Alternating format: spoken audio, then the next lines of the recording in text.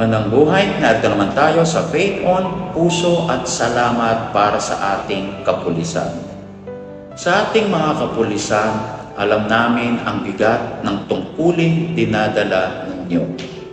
Ang madalas na pag-alis sa piling ng pamilya, ang pagharap sa tensyon, at ang tahimik na tapang sa gitna ng gulo. From our hearts, thank you for serving with courage and compassion.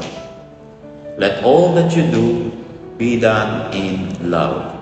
In 1 Corinthians chapter 16, verse 14. In every moment you choose patience over anger, duty over comfort, and service over self. Naroon ang tunay na diwa ng pagmamahal sa bayan.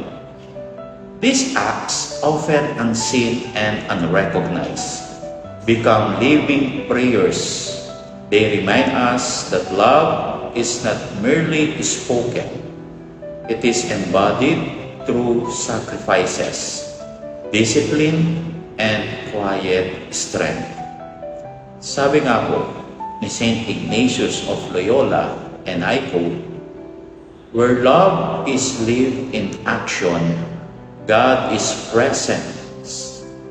At sa bawat takbang ninyo may malasakit, God indeed walks with you." Sa panghuli, sama-sama tayo sa isang maikling panalangin. Sa ngalan ng Ama at ng Anak ng Espiritu Santo. Amen. Panginoon, patatagin mo ang aming kapulisan. Ipagkaloob mo ang lakas, karunungan at pusong matatag sa paglilingkod. Naway manatili silang ilaw ng kapayapaan saan man sila ipadala. Amen. Sa ngalan ng Ama at ng Anak ng Espiritu Santo. Amen.